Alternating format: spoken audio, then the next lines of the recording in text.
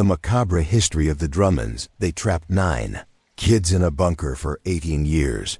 The discovery that would shake the small farming community of Cedar Falls, Iowa began with something as mundane as a property tax dispute.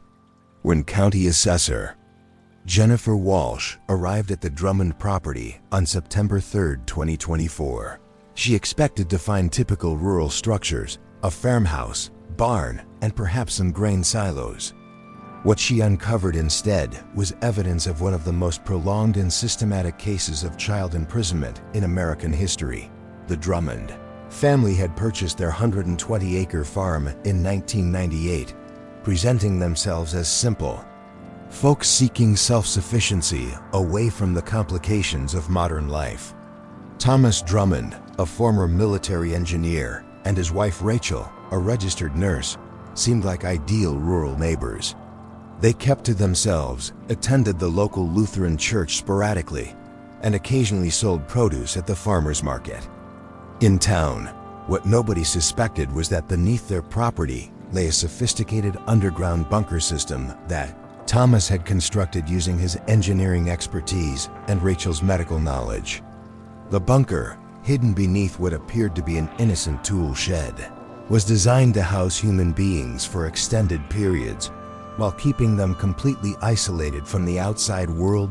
Jennifer Walsh's routine inspection took an unexpected turn when she noticed discrepancies in the property's electrical usage. The power consumption was far too high for a simple farming operation, suggesting the presence of substantial underground systems not reflected in the official building records. When she confronted Thomas Drummond about the irregularities, his nervous demeanor and evasive answers prompted her to contact local authorities. The investigation that followed revealed that the Drummonds had been living a double life for over 2 decades. While maintaining the facade of a normal farming family, they had been systematically collecting and imprisoning children in their underground complex. The bunker system, constructed with military-grade materials, was virtually escape-proof and completely soundproof, ensuring that any cries for help would never reach the surface. When FBI tactical teams finally breached the bunker entrance, they found 9 individuals ranging in age from 6 to 24 years old. These weren't just victims, they were young people who had spent most or all of their lives in captivity, completely cut off from human civilization. The oldest, later identified as Marcus, had been imprisoned since he was 6 years old in 2006. He had no memory of life outside the bunker and spoke in a strange, limited vocabulary that reflected his isolated upbringing. The bunker itself was a masterpiece of twisted engineering. Thomas Drummond had designed it with multiple levels, creating separate living spaces, work areas, and punishment cells. The main living area was divided into 9 small compartments, each barely large enough for a single person. The walls were lined with steel plates to prevent digging, and the ventilation system was designed to provide just enough air to sustain life without allowing any possibility of escape through the ducts. The children had been assigned numbers rather than names, a deliberate attempt to strip them of their individual identities. They wore identical gray uniforms and followed a rigid daily schedule imposed by their captors. Their education consisted of basic literacy and numeracy skills, but only enough to make them useful for the tasks the Drummonds required them to perform. The psychological control mechanisms employed by the Drummonds were particularly sophisticated. They had convinced the children that the outside world had been destroyed by nuclear war, that they were the last survivors of humanity, and that the bunker was the only safe place left on Earth. The children had been taught that Thomas and Rachel were their saviors, protecting them from radiation and hostile survivors who would kill them on sight. This fabricated reality was reinforced through elaborate deceptions. The Drummonds had installed speakers throughout the bunker that periodically played recordings of explosions, sirens, and screaming voices, claiming these were the sounds of the ongoing apocalypse above. They showed the children edited news footage and movies depicting nuclear destruction, presenting these as real-time updates on the state of the world. Investigation into the children's origins revealed the calculated nature of the Drummonds' crimes. Over the years, they had targeted specific types of victims: children from broken homes, runaways who wouldn't be immediately missed, and international adoptees whose disappearances might be attributed to documentation errors. They had used Rachel's medical connections to identify vulnerable children in the healthcare system and Thomas's military background to plan their abductions with military precision. The bunker's work areas revealed another layer of horror. The children had been forced to perform manufacturing tasks for the Drummonds' profit. They assembled electronic components, sewed clothing, and processed food items that were sold through various front companies. The Drummonds had essentially created a slave labor operation disguised as disaster preparedness, using their captives' work to fund the expansion and maintenance of their underground prison. Medical examinations of the rescued children revealed the physical toll of their imprisonment. Most showed signs of severe vitamin D deficiency from years without sunlight, developmental delays from malnutrition, and various injuries consistent with physical abuse.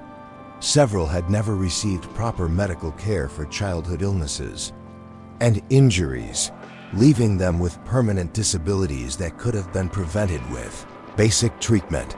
The psychological evaluation of the victims was even more disturbing. The children exhibited symptoms consistent with severe Stockholm Syndrome, defending their captors and expressing fear about being removed from the bunker. They had been so thoroughly indoctrinated that many initially refused to believe that the outside world was safe or that their imprisonment was wrong. The oldest captive, Marcus, served as a leader figure among the children, helping to maintain order and discipline as the Drummonds required. His journal, hidden in a crack in his cell wall, documented years of psychological manipulation and abuse. His entry showed how the Drummonds had gradually broken down his resistance, convincing him that cooperation was the only way to survive and protect the younger children. The discovery of the bunker's punishment areas revealed the methods the Drummonds used to maintain control.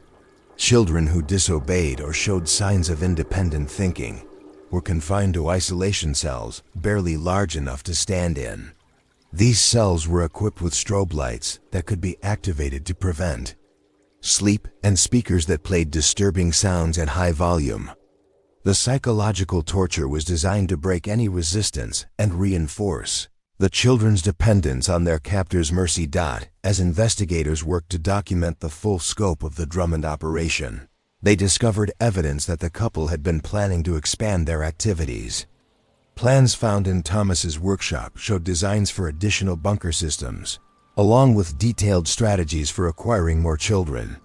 They had apparently viewed their current operation as a prototype for a larger network of underground prisons. Community of Cedar Falls was devastated by the revelation that such horrors had been occurring in their midst for nearly 2 decades. Neighbors reported feeling sick when they realized they had waved cheerfully to the Drummonds at church, while children were suffering in darkness just miles away. The knowledge that their tax dollars had helped maintain the property where these crimes occurred added another layer of community trauma. As Chapter 1 concluded, the 9 rescued individuals were beginning a long process of rehabilitation and reintegration into a world they had been taught no longer existed. Their rescue marked the end of 18 years of imprisonment, but it was only the beginning of an even longer journey toward healing and justice. The rehabilitation of the 9 Drummond victims proved to be one of the most complex psychological challenges ever faced by specialists in trauma recovery. Dr. Amanda Foster, brought in from the National Center for Missing and Exploited Children, described the case as requiring the complete reconstruction of each victim's understanding of reality itself. The youngest victim, a 6-year-old girl known only as Number 9, had been born in the bunker and had never seen the outside world. Her first glimpse of sunlight caused her to scream. In terror, convinced that the bright light was evidence of the nuclear radiation her captors had warned her about, teaching her that the sky was blue, that grass was supposed to be green, and that other people existed beyond her 8 fellow captives required months of careful, gradual exposure therapy. Marcus, the oldest victim, became the key to understanding the full psychological architecture of the Drummonds control system. Through extensive interviews, he revealed that the captors had created an elaborate mythology around their imprisonment. The children had been taught that they were the chosen ones, selected to preserve humanity after the apocalypse. They believed that their suffering was noble, that their work was essential for the survival of the human race. The Drummonds had reinforced this mythology through staged ceremonies where they would praise the children for their sacrifices and promise them that one day, when the radiation above had cleared, they would emerge as the founders of a new civilization. These ceremonies had become deeply meaningful to the children, representing the only positive reinforcement they received in their otherwise brutal existence. Investigation into the Drummonds' backgrounds revealed how 2 seemingly normal individuals had devolved into systematic child abusers. Thomas Drummond had served in military intelligence and had become obsessed with survivalist ideology after his discharge. He had convinced himself that society was on the verge of collapse and that extreme measures were necessary to preserve civilization. Rachel Drummond's medical training had been perverted into a tool for maintaining the children's captivity. She had performed medical procedures on the victims without anesthesia, justified as toughening them up for the harsh post-apocalyptic world they would supposedly inherit. Her nursing knowledge had allowed her to keep the children alive and functional while subjecting them to conditions that would have killed them without medical intervention. The couple's own psychological evaluations revealed individuals who had gradually normalized their criminal behavior through a process of ideological radicalization. They genuinely believed that they were performing a service to humanity by preserving a group of children who would otherwise have been wasted by modern society's corruption. The legal proceedings against the Drummonds became a landmark case in prosecuting long-term captivity crimes. The prosecution faced the unusual challenge of proving crimes that had occurred entirely in secret, with no witnesses except the victims themselves. The children's testimony was complicated by their psychological conditioning, as many initially defended their captors and insisted that their imprisonment had been necessary. Thomas Drummond showed no remorse during his trial, continuing to insist that he had been preparing the children for inevitable global catastrophe. He presented detailed conspiracy theories about government cover-ups and imminent societal collapse, maintaining that his actions had been not only justified but heroic. His complete lack of empathy for his victims' suffering horrified even seasoned court observers. Rachel Drummond's defense team attempted to portray her as a victim of her husband's manipulation, but evidence from the children's testimony painted a different picture. They described her as the more hands-on abuser, the one who administered punishments and enforced the daily routines that had governed their lives. Her medical training had made her particularly effective at inflicting pain while avoiding permanent injury that might have compromised her victim's ability to work. The trial revealed additional shocking details about the bunker's operations. The Drummonds had been selling the products manufactured by their captive workforce to legitimate businesses, creating a supply chain that unknowingly profited from child slave labor.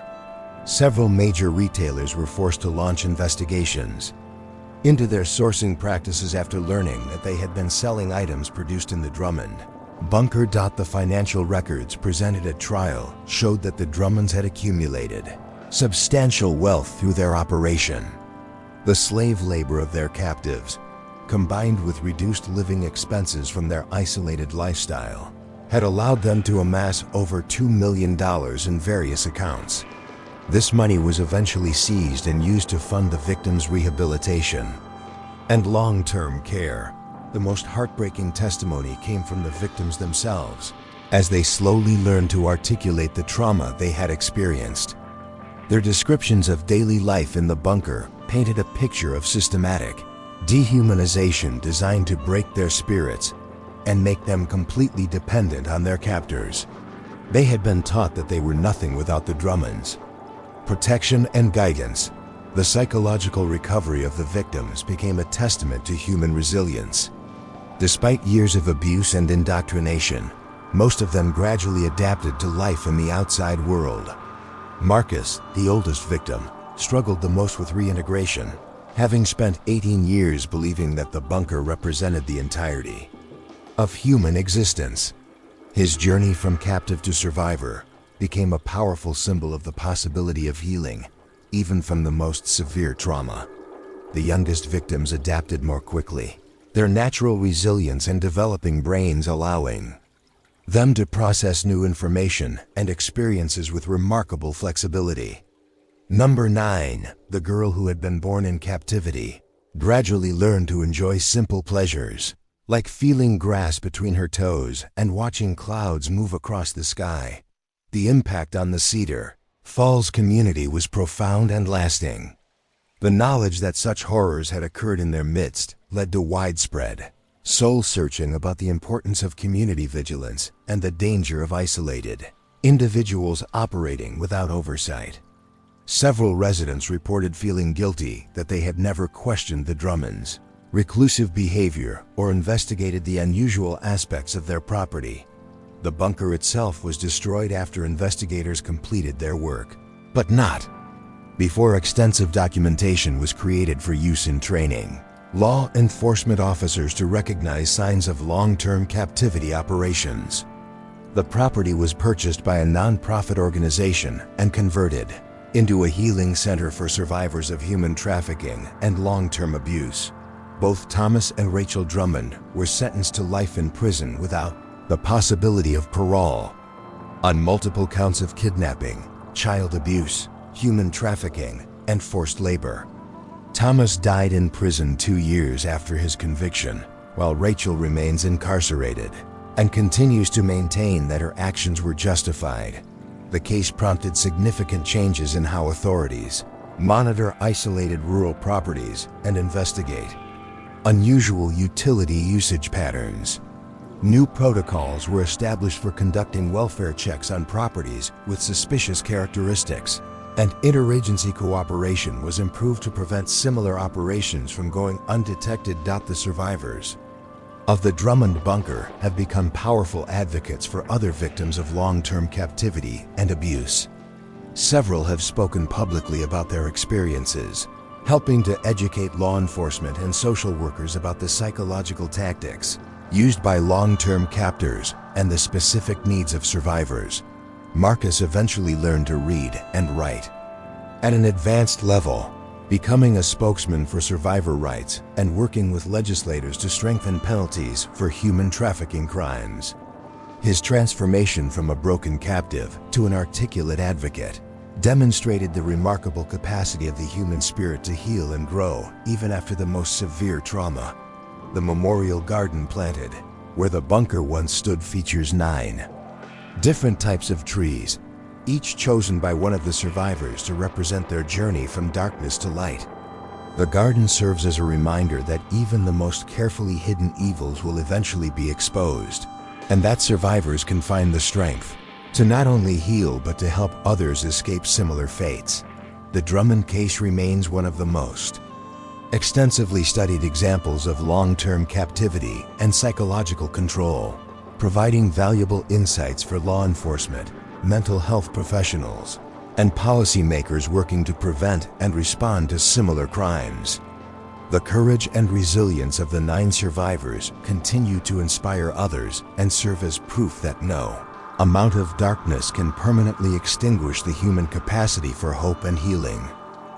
Thank you for watching another tale unfold here on NW Storytime. Every story hides a secret, and tonight you uncovered another one. Tell me in the comments where you're watching from. I'd love to know how far these stories travel. If you enjoyed this mystery, don't forget to like, share, and subscribe. It helps us keep the secrets alive. Until next time, stay curious.